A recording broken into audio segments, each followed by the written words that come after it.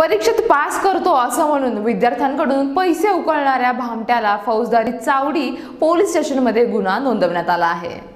सिंहगड बीएमआयटी आणि ऑर्किड कॉलेजमध्ये अभियंत्याचे शिक्षण घेणाऱ्या विद्यार्थ्यांना परीक्षेत पास करण्याचे आमिष दाखवून 20 ते 25 हजार रुपये घेणाऱ्या ओंकार कुलकर्णी, साईनाथ घाडगे यांच्या विरोधात विद्यापीठाचे कुलसचिव डॉक्टर सूर्यकांत कांबळे यांच्या फिर्यादीवरून फौजदार चावडी पोलीस स्टेशन येथे सदर इस्मान विरोधात गुन्हा दाखल करण्यात आला आहे। दरम्यान फौजदार चावडी पोलीस स्टेशनचे पोलीस निरीक्षक संजय साळुंके यांनी या संदर्भात अधिक माहिती दिली।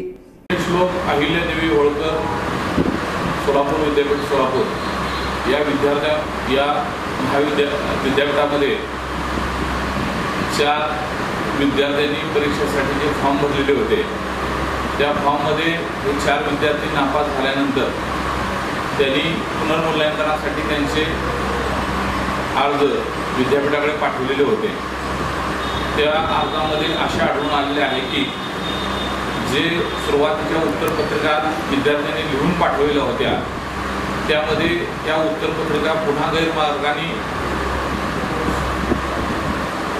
घाडगे आणि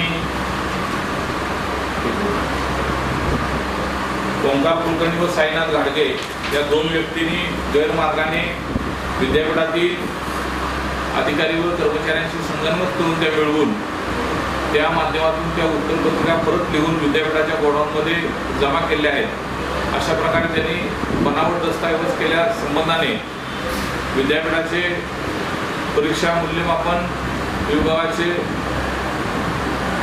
उपकुल सचिव नंदकुमार कांबळे यांनी फौजदार चावडी पोलीस ठाण्यामध्ये फिर्याद दिलेली आहे। त्याच्यावरून गुन्हा दाखल करण्यात आला आहे। गुन्ह्याचा तपास